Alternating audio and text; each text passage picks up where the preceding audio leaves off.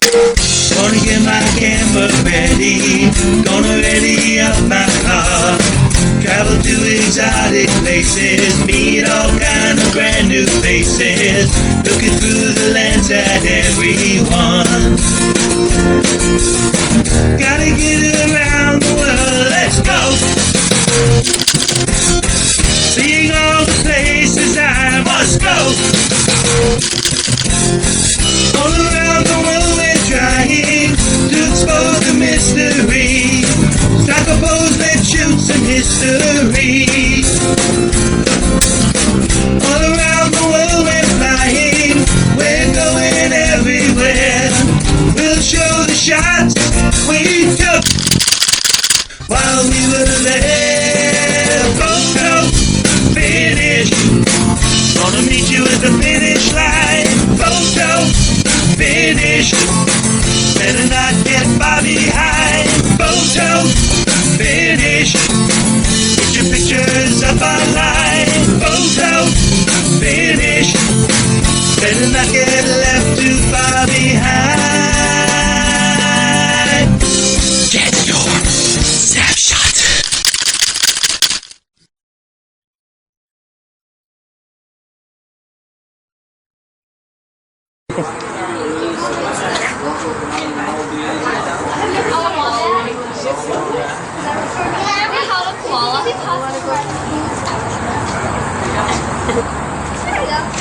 Whoa, that was a pretty fun exhibit, Callie, huh? I'm Phil PICOTT. This is my buddy, canine buddy, Callie PICOTT. We're here at the Roger Williams Zoo Park in Providence, Rhode Island. We just finished looking at a wonderful exhibit called The Wonderful Animals here, and we want to give you a little view of Australia Zoo next. So sit back and check it out. In order to get to Australia Zoo, I traveled halfway around the world, over 10,000 miles, crossing over both the international date line and the equator to arrive in the beautiful country of Australia, otherwise known as Oz. While traveling such a far and distant journey, while still having your sanity when you finally arrive, it's best at all possible to fly in first class. Thanks to my friends at United Airlines, my travel to the Southern Hemisphere could not have been any better. First class. One case on the window side, please. All right, sir. Thank you. One case. To the lady I spoke with earlier, by all means, you will welcome the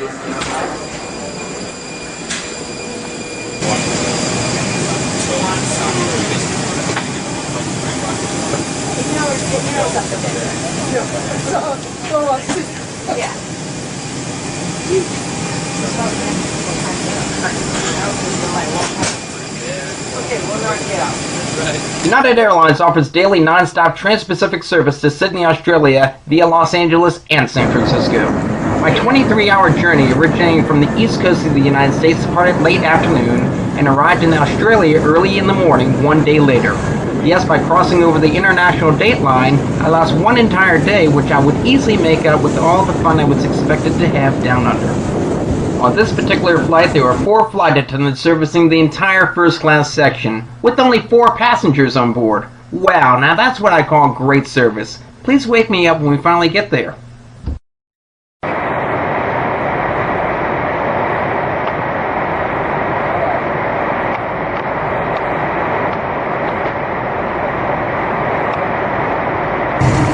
Yay, I finally made it back on land.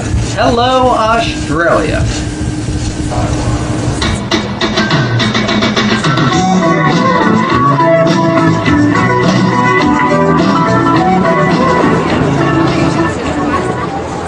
From Sydney, I hopped onto a short 1-hour domestic flight to the city of Brisbane, or what the locals refer to as Brizzy. Brisbane is located in the Northern Territory state of Queensland.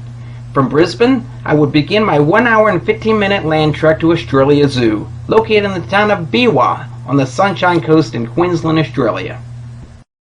Comfortable and reliable tour bus service to Australia Zoo runs on a routine daily schedule and services passengers directly to and from many of the hotels within the Brisbane city limits and the Gold Coast resort area. However, the more adventurous traveler who wants to venture the outback on their own, while always remembering to drive on the left-hand side of the road, rental cars are available for the day. Australia Zoo is a short 1-hour and 15-minute drive north of Brisbane, along the Bruce Highway, route number 1.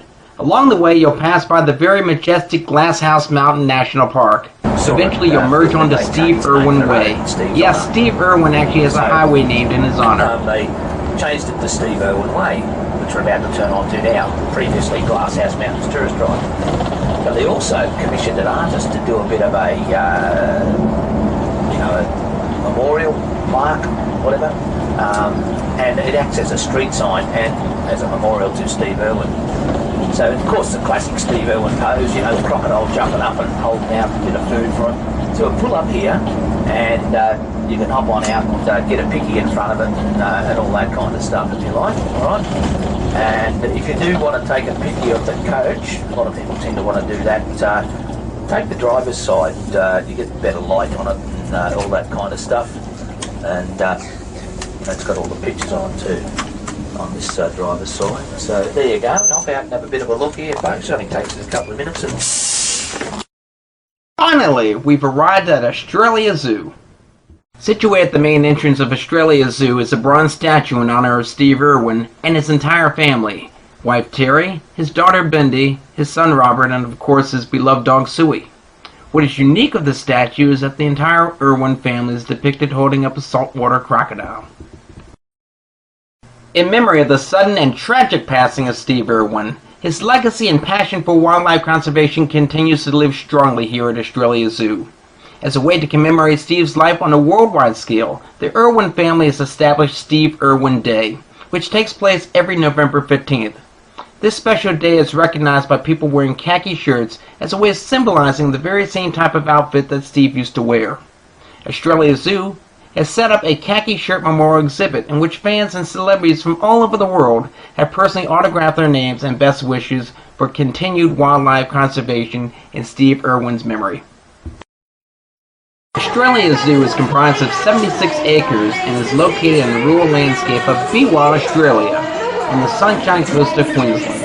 Australia Zoo was originally named the Biwa Reptile Park and was founded in 1970 by Steve Irwin's parents, Bob and Lynn Irwin. In 1982, the park was renamed to Queensland Reptile and Fauna Park. In 1990, Steve and Terry took over the business operations and renamed the park Australia Zoo. Today, Australia Zoo is world-renowned due in part to the Animal Planet television network's highly popular program, The Crocodile Hunter. Australia Zoo serves as a leading wildlife expert when it comes to all animals and reptiles indigenous to Australia.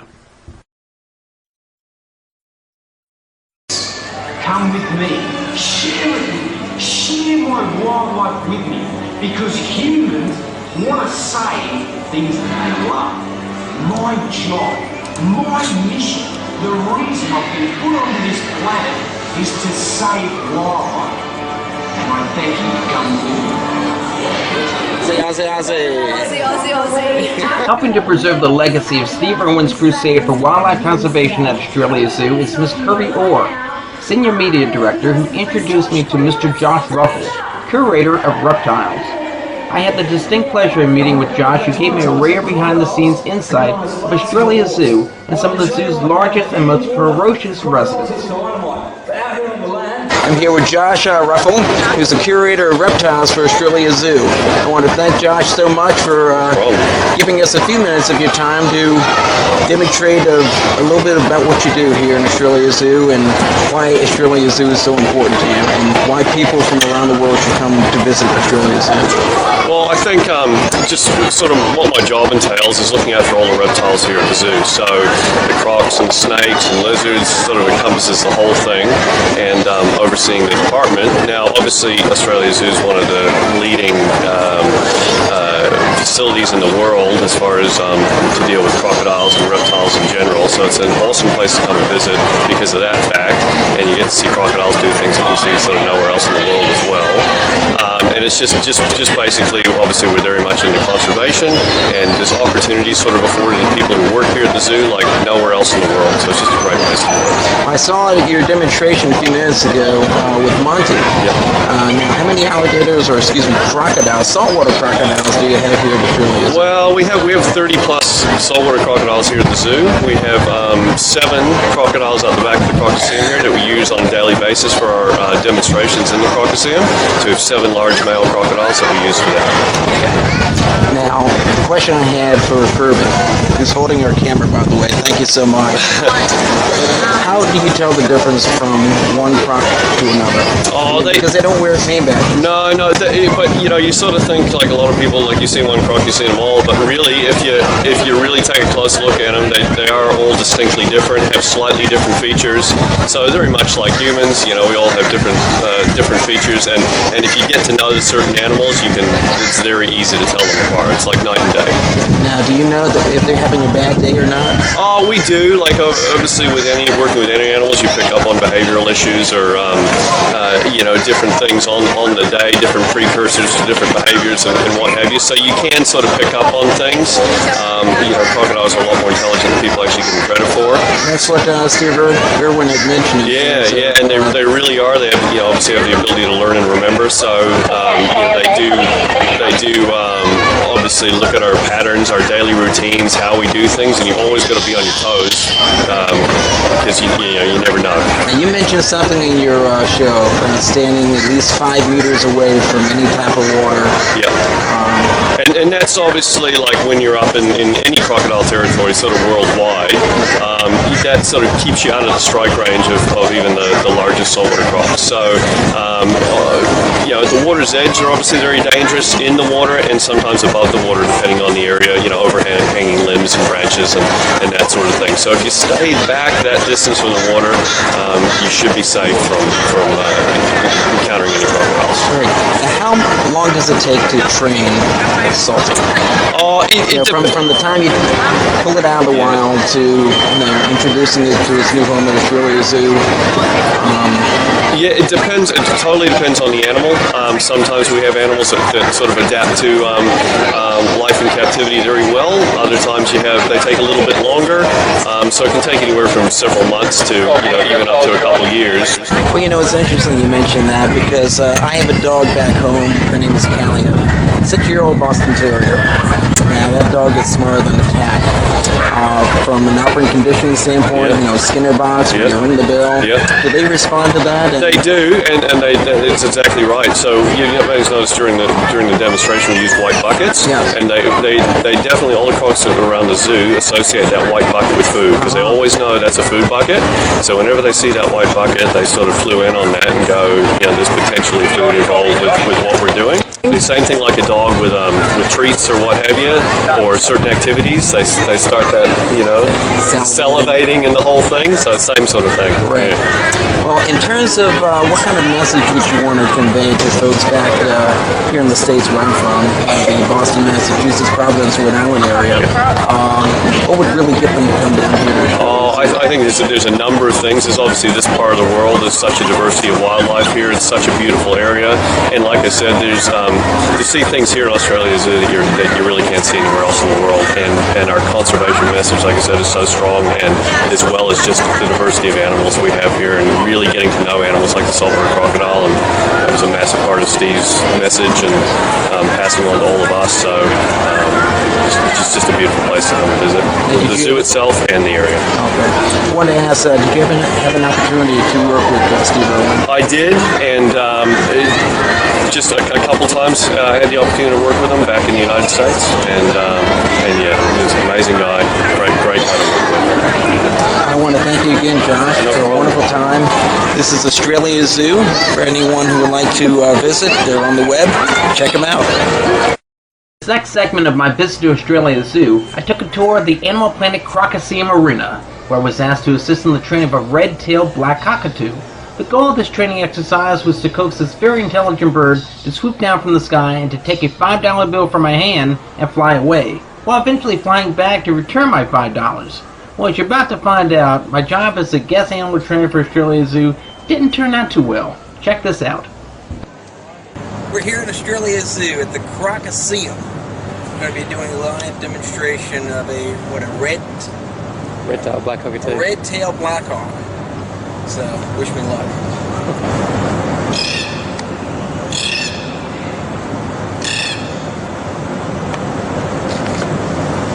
Okay.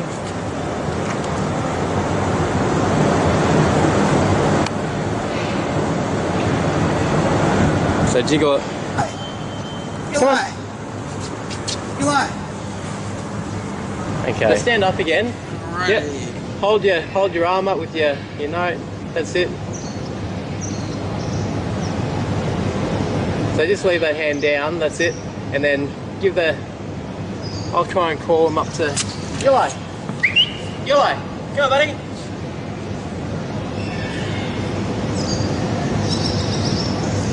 Come on!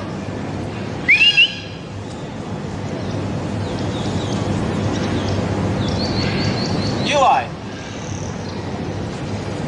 Come on! Eli! It's really tasty. Good. I have the same problem with my dog. Eli, come on!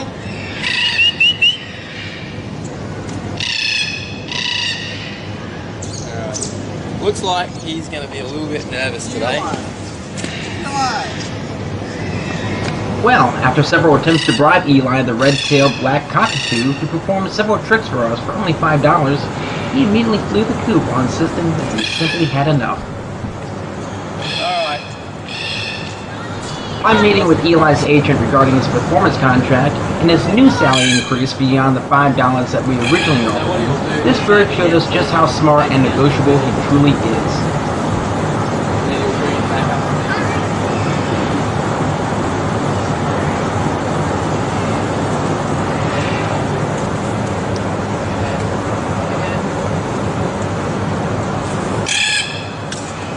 Yeah, some neat stuff there.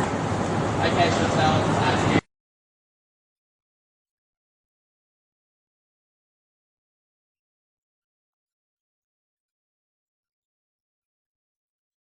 Next, I had an opportunity to visit the Australia Zoo Rescue Unit, an all-purpose veterinary hospital intended for the exclusive care of Australia Zoo's animals and all other wild native animals indigenous to Australia. This was one of Steve Irwin's dream-come-true accomplishments to have established, with the help from the Wildlife Warriors Group, a self-funded, leading state-of-the-art medical facility that in many ways mimics the high degree in care and compassion found in most human hospitals. My tour guide for the day was Miss Sarah Mans, who gave me a behind-the-scenes view of Australian Zoo's hospital and some of its patients. We can go in here to get their body temperatures back up. We can also put baby koalas in here, little baby possums, little kangaroo joeys. You can see the little pouches that we've got made up for them down there. So they can sit there. Oh, is there a joey in here at the moment? There you go. He wasn't in there about 15 minutes ago, so it's always changing. The equipment on the right-hand side of the wall has actually all been donated by human hospitals, so we can still use that equipment for the animals. And the teddies up the back there have been donated by kids just like you, and we give those to the orphaned koala joeys. So the little baby koalas that don't have mum anymore, we give them those and they can snuggle up and feel a little bit more comfortable. So yeah, every joey gets a teddy. Occasionally, the hospital will receive a sick or injured koala bear or baby kangaroo, otherwise known as a joey, from people who come across them as a result of them falling from a tree, being hit by an automobile, or sustaining an unidentified injury or illness which incapacitates the animal to where it can no longer fend for itself. During the admittance process to the Australia Zoo Hospital, the human rescuer is given the opportunity to name the animal that they have rescued. From that point forward, the animal is tagged and will receive free of charge medical treatment to get them back to good health. This particular patient is a koala bear who was brought into Australia Zoo Hospital as he was found to be suffering from something unknown. In order to properly diagnose the exact source of the problem, it was necessary for the medical staff to sedate him for a more thorough examination, which would include x-rays, a urinalysis, blood chemistry test, a weigh-in, and of course a good dental cleaning. Feeling a bit dizzy when she climbs up the tree, huh? So I see koalas every day, but I never would have thought, oh, that one's got an ear infection. Yeah. You know? Sometimes they're also brought in for other reasons, and then when we check And them they over, we check them. find more problems with them. But this is an amazing room here. In the old hospital, we all had to leave the room whenever they were taking x-rays because it was so small and cramped. We've got this big lead line door here now, so we can just close the door and do it all here. We've got anaesthetic fitted out on this table, so you can see the koala here is under anaesthetic at the moment. So again, it keeps them nice and calm, especially if we have to take multiple x-rays. Where did that koala come from? Yes, We're not looking at you anyway. they're all wild koalas. And the digital imaging equipment in the back room there was donated by Fujifilm, and it means that we don't need to have a light board and we don't need any of the chemicals, and we don't need to print the x-rays out. You can see it straight away, which is really good. Sorry. Don't mean to be distracted. That's okay. We're in a hospital. Down the hall. So we've got around 80 koalas in care at the moment. This is one of our koalas from the intensive care unit, just getting a bit of sunshine and brought out into the nice fresh air.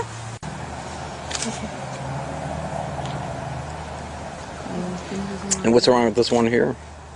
He has pelvic injuries. Oh, okay. Car accident, I Yeah, assume? yep, hit by car. There are lots of koalas brought in hit by cars. Especially now we're heading into breeding season, so a lot of the male koalas are out on the move trying to find breeding partners. But most of them are kept in these enclosures up the back here. So there's 4 big enclosures. The ones that you can see on the right hand side are for all of the internal trauma injury koalas. So all of those ones that have been hit by cars, attacked by dogs, have broken bones. They can stay in there for up to 8 months while their wounds heal and they learn how to climb again and that kind of thing. On the left hand side, it's all the koalas that have contagious diseases. So chlamydia, cystitis, conjunctivitis, that kind of thing. We would like to keep them really... Chlamydia for koalas. Yes, chlamydia for koalas. It's thought to have been brought to Australia with the introduction of sheep. So it's not human chlamydia, it's an animal strain, but yeah, that's where it originally came from. So they go in those wards, separate from the cleaner koalas. We don't want any crossover of diseases. And they go on a 28-day course of antibiotics until they're all cleared up and brought back into the wild. From the intensive care unit of Australia Zoo Hospital, I visited the rainforest, a recuperative sanctuary for wild koala bears who are not yet ready to return home to the I think wild. we should all be able to fit in one go. That's one of them, sweetie. Oh boy. So we've got 8 little girls in here at the moment. They're all just over 1 year old. And they'll stay with us until they're about 4 kilos, which is when we deem that they're, which is why we have the tours on at this time. That little belly. It's very cute. So we've tried to make this enclosure as lifelike as possible so that they can learn the skills that they need. We can't actually touch them as much as I wish I could give you a hug. We can't touch these girls because we want them to learn that humans are bad. So when they go back into the wild, they stay away from people because they need to learn how to survive. So that's why we can't touch them. Even though I know they're very cute, aren't they? Just want to go, ooh, to hug them, but we can't. But they are awake, which is very cool. So you can see them moving around. Because usually I come in here and they're all sleeping right up the top. So all they eat is gum leaf. These leaves here.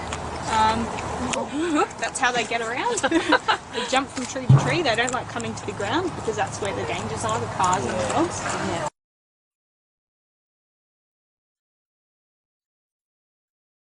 Well, I want to thank everyone for looking at the virtual tour of Australia Zoo. I want to thank a lot of special people for making this video production happen. Josh Ruppel, the curator of reptiles for Australia Zoo, and Kirby Orr, the media director for Australia Zoo. For my canine buddy Callie, I'm Phil PICOTT. We want to thank everyone for watching. Have a great day. Good day, mate. Photo finish. Put your pictures up online. Photo finish. Better not get